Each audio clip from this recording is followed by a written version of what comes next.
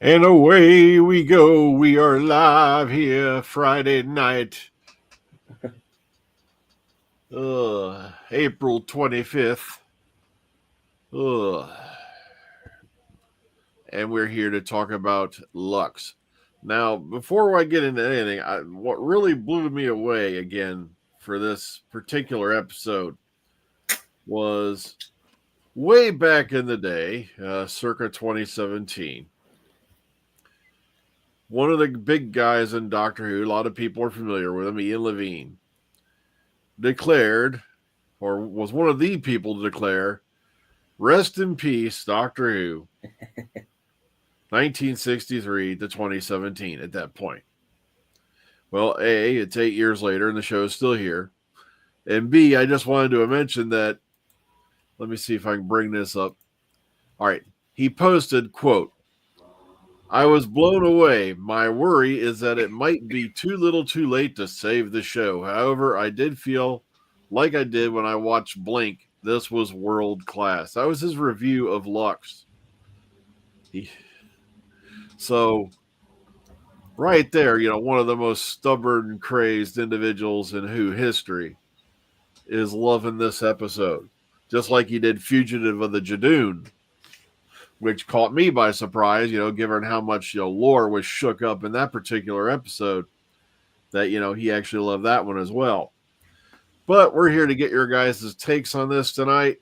And of course, thank you all for joining us, anyone who is out there. And of course, we're going to talk about Lux, which to me was, I think, the Doctor's first interaction with a cartoon character.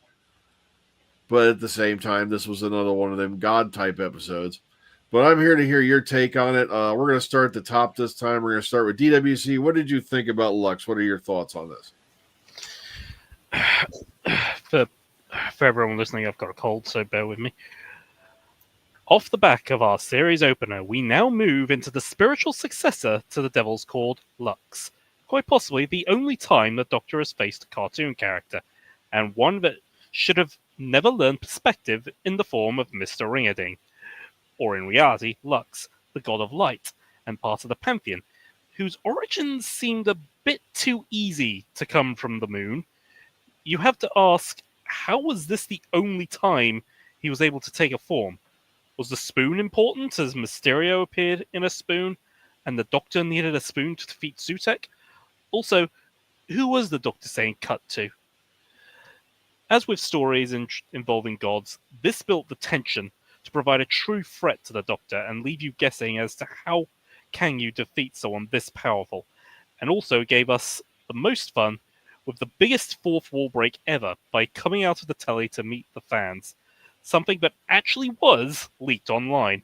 Hashtag RIP Doctor Who. Only for the fans to not be real, as they didn't have surnames. Although they did in the credits. Coincidence? Will they be back? The only downside of this episode is Doctor Who's continued tradition of British actors with bad American accents. But a drop in the ocean compared to the edge of your seat drama that will keep you going until the 24th of May. Okay. Paul?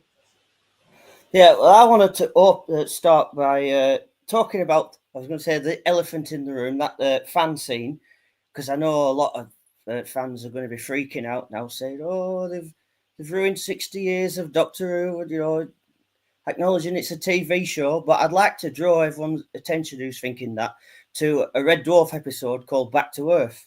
Now, I know it's not one of the most favourite Back to Earth, but they did a similar thing.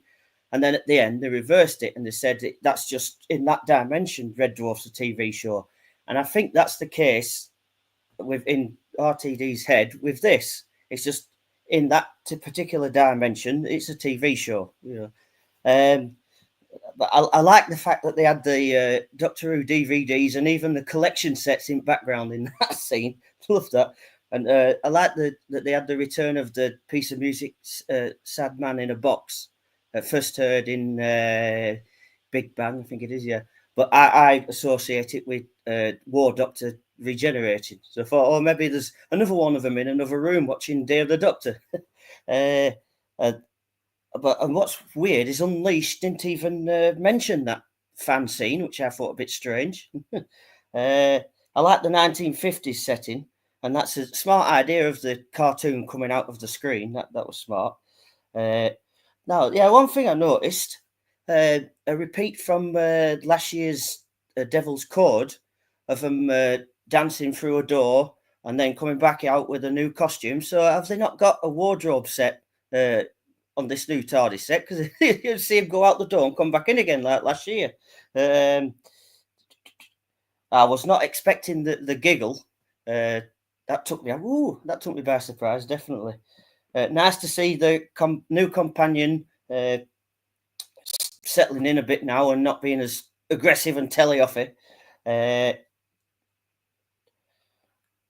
Yeah, and I like that this is taking place, or the general events are taking place 24th of May, which is actually my birthday. So, but yeah, I like that this episode definitely. Okay, AJ. Yeah, this one was a bit of a mixed bag for me. Like the idea of the cartoon character, okay, kind of cool, but also a little bit goofy, I think. It kind of reminded me of the episode from Torchwood, from Out of the Rain, where you had the creatures that were stuck in the film, and also this is an RTD episode, and so was that one, so it sort of aligns. I wouldn't say that he came from the moon, because the sun shines onto the moon, which reflects down to Earth, so he could have come even from the sun or anywhere else in the universe, for all that matter. Traveled on a light beam to get to Earth. Yeah, I agree. The whole thing with the fans, like what fan sits there holding Sonic Screwdriver and wearing Tom Baker's scarf while they're watching Doctor Who. I don't think any of us do that, which is odd. And I just don't know. I feel like he's still stuck in the land of fiction where there's just wacky things that are happening. And the fact that you had people who were saying, you're a TV show to the Doctor, and then it turns around that they're fictional. It just still screams to me that he's stuck somewhere in the land of fiction, and Mrs. Flood is like the master of the land of fiction. That's my theory still. Okay, William. And hey, now, this was much better than last week, in my opinion. I mean, yeah. First, you gotta get props that this story did not borrow from the Eighth Doctor novel when he is in the cartoon land world. So then you gotta give props for that. Belinda was much better improved, and now she understands what the Doctor goes through.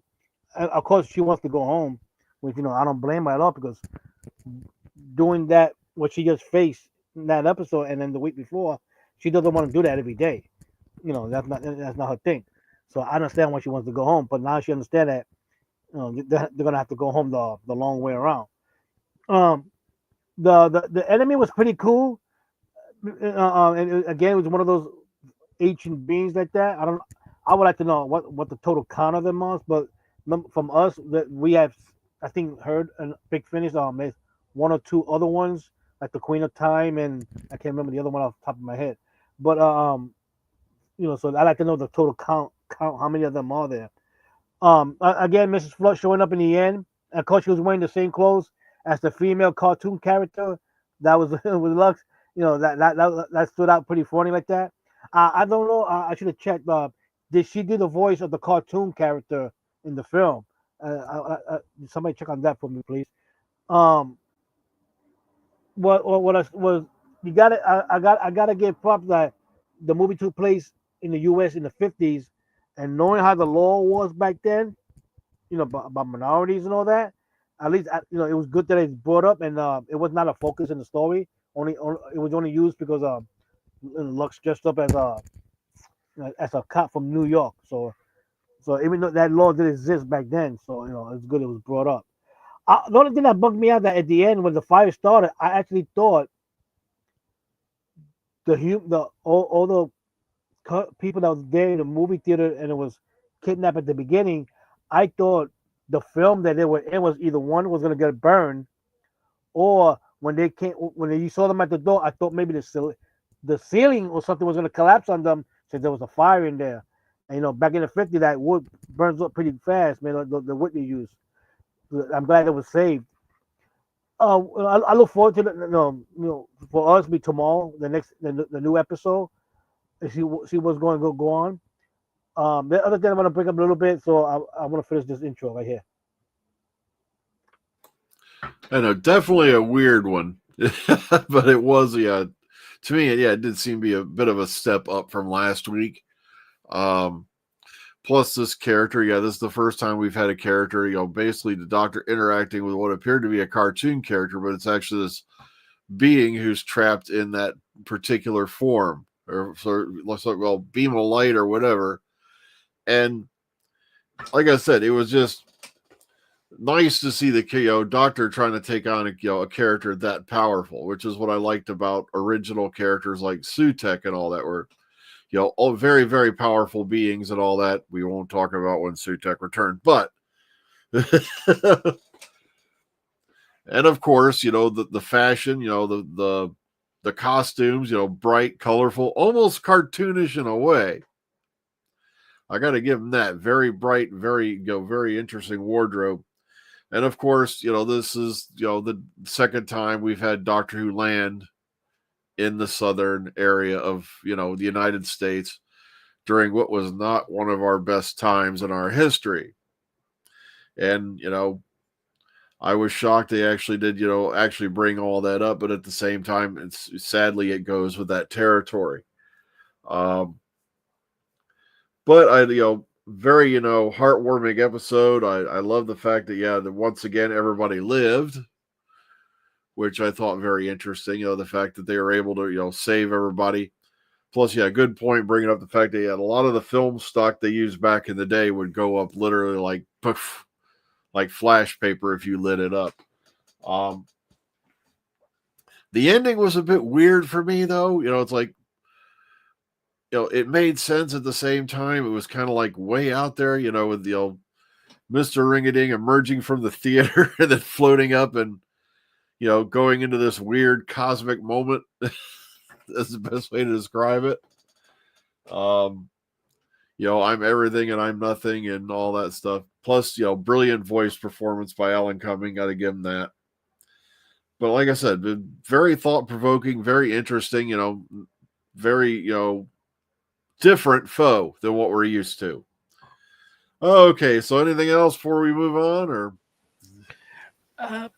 One thing I'll say, one thing I didn't hate is too strong a word, but you might remember he actually still had some regeneration energy stored as a result of the bi-generation. Ultimately, my thought to that was, oh, you are really pushing how much you can use this bi-generation thing, aren't you? I mean, it seems bi-generation. I'm really hoping it's not pointing at something that was put out through one of the leaks that's been running around. Like I said, I was not a big fan of the bi-generation thing. Well, I don't mind the bi-generation. It's just that they're still using it as an excuse for. They're always finding excuses to bring it up again, and it just seems odd to me that they have to keep doing that. Yeah. But here's the funny thing. Even when the Doctor met his fans from the real world, I liked it how it was done. But we also got to remember that back, I think it was Remembrance of the Daleks or something like that. That when Ace was in the house and the TV set was on, it was about to air the very first episode of Doctor Who. So so it's not the first time something like that happened. And of course, everybody remembers William Hartnell's wishing all of us a Merry Christmas, Happy Holidays during Christmas. So that stood out pretty cool, dude. Yeah, I'm very interested to see how they're going to tie this season up because it does seem like like William said, he's trapped. Almost like he's trapped in the land of fiction. But will they go down that road? AJ said it. I am contemplating.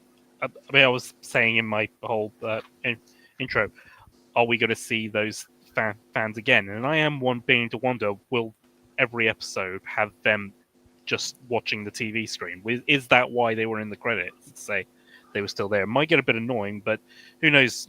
Are they from Land of Fiction? Are they gods of Ragnarok? I don't know. One thing that I think is probably worth mentioning. It's not even with regards to this episode, But if anyone watched the more recent Doctor Who proms, they had Anita Dobson as in character as Mrs. Flood, and there is actually one moment where she says to the audience, "Don't make me laugh."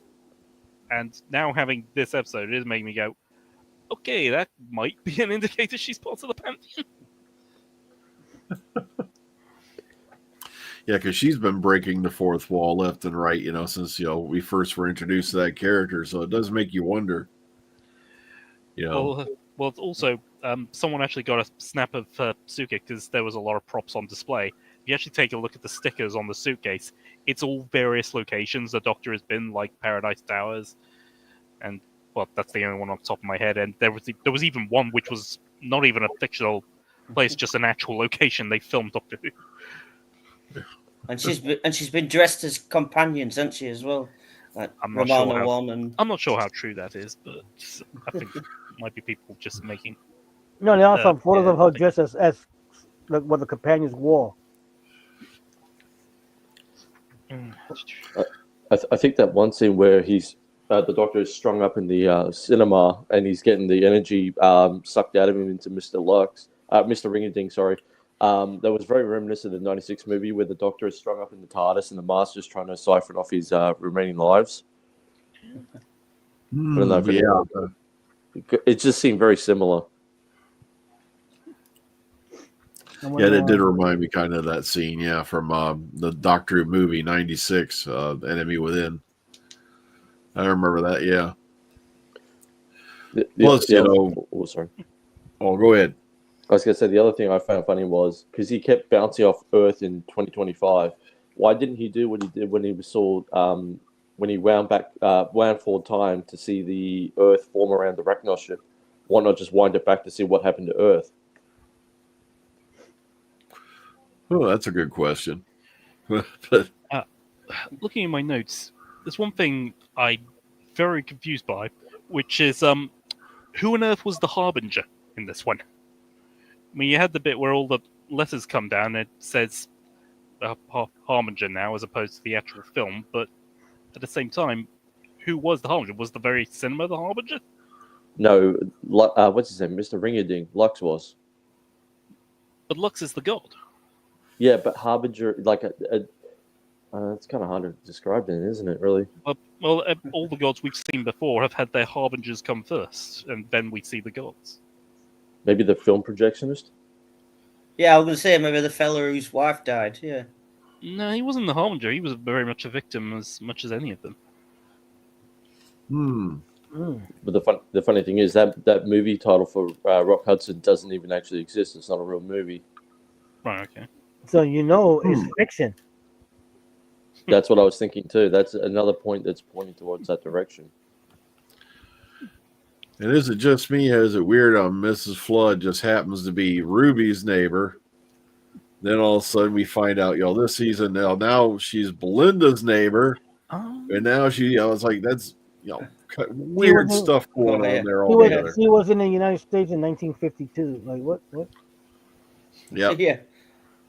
Well, that's the thing, because like an author can always write themselves into their own story. So who's to still say that's not, like I said? The land of fiction. But the thing is, if the Doctor's in the land of fiction, that means he's not. That's not his TARDIS. It's a fictional TARDIS. No. That's why he can't get up. He just bounces. sense. He just going. He seems to be going someplace, but the land of fiction is just sending him somewhere else to another story. Another story. We might get the white robots back. No, that means that could be. That means is Belinda real or fiction? Yeah, I it's a bit think like that Capaldi episode, isn't it, where Nardole and Bill found out they're just projections, isn't it? Oh yeah. People did actually point this out with Belinda. Supposedly, I didn't notice personally, but in the first episode of this series, she seemed to already know what the TARDIS was before the Doctor actually told her. I assume just told her on screen.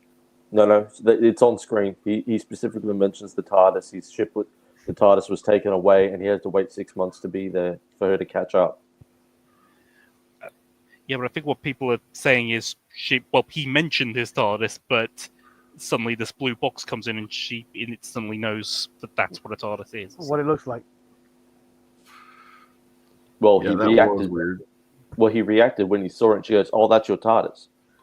She just made a logical conclusion. Could be, yeah.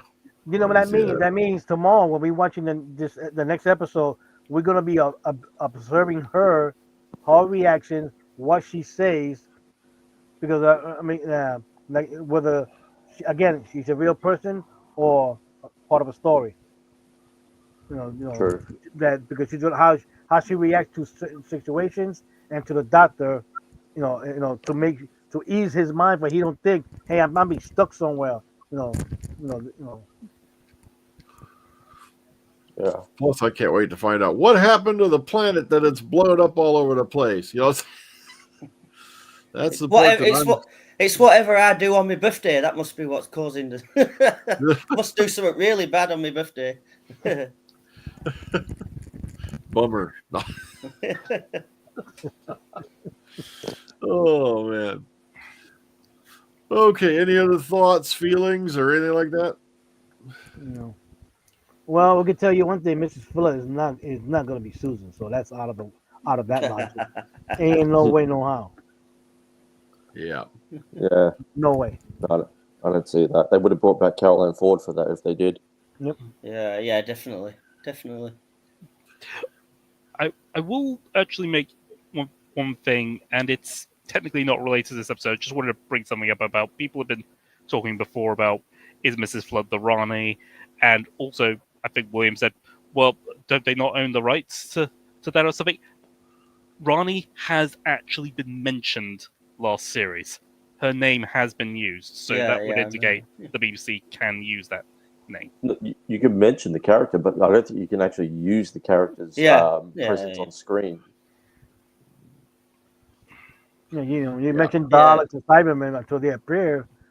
He hasn't met them yet. Also, I was going to say that scene where they're standing on the white background on the screen before they push through the screen. I don't know if anyone else went to the cinemas for the 50th anniversary where they had Matt Smith at the beginning of the movie walking around on a white screen talking to the audience. That felt very similar to that. I don't know if anyone's seen that. Yeah. I went to see it at cinema. Yeah. Yeah, I saw it. I didn't see it, but I was aware of it. I think it's on the extras on the DVD, maybe. Yeah, I think it is. Yeah. I think it was on YouTube for a while too. Yeah. Yep. It reminded me of that a bit because it was very similar. Okay, so if anything else not going on, let's go ahead. We're going to rate this sucker. We're going to put it to bed. Okay, we're going to start from the bottom this time. William, out of 10, what do you give Lux? 8 out of 10. Much better than last week. Okay, AJ? 6.5 out of 10. I agree. It was much better than last week, but then it ended with like the 2001 Space Odyssey sort of ending was a bit weird. Ding. Okay, Paul? Yeah, this gets the usual for me, 10 out of 10. I like the fact that I like the fact that they're expanding the palette, as it were. It's not just the TARDIS lands on a planet or in the past or on a base and there's a peril and there's sorts of peril and it buggers off. It's, they're adding new things like this, the cinema thing, and they're coming out and getting animated. No one's mentioned that, have they? The two getting animated. That was a good thing. So yeah, 10 from me. Okay, DWC? 9. Okay, 9. I'm going to give it an 8.5. I really enjoyed this episode. And like I said, I thought it had a very important, few messages in it. And it's also kind of leading us along the path. Hopefully we're going to find out more about what's going on with Miss Flood and all that. And that's all we have for this week. But be sure to join us. Oh, you got your hand up, AJ? Go ahead. Yeah, sorry, one quick thing. It's one of the very rare episodes when the Doctor and the companion don't get separated. Yeah. Oh, Yeah. I didn't even think of that. Yeah. Again, she has to stick by the Doctor to talk to him. That's her character trait. Okay, but be sure to join us next week, say around the same time as we talk about tomorrow's episode, The Well, which is looking like it's going to be a sequel to Midnight. And like I said, I don't know. I'm kind of up in the. I'm a little at odds because there's some things I think you don't want to dig too much into. There's sometimes it's best to leave a little mystery to something, what actually it was. But like I said, we'll find out tomorrow, I agree with you there. Yeah, definitely. and we'll discuss it next week. All right, take care, everyone. Enjoy the rest of your weekend. See you a bit. Right. We'll catch See you you. on the flip side. Yeah. Take care. And like I said, I got to get out of here because I got to go to work tomorrow. So we'll see you all in the parking lot tomorrow. If I don't see you before then, take care, everyone. Yeah. Bye. See ya. Bye. All right. Sorry about my son kept coming.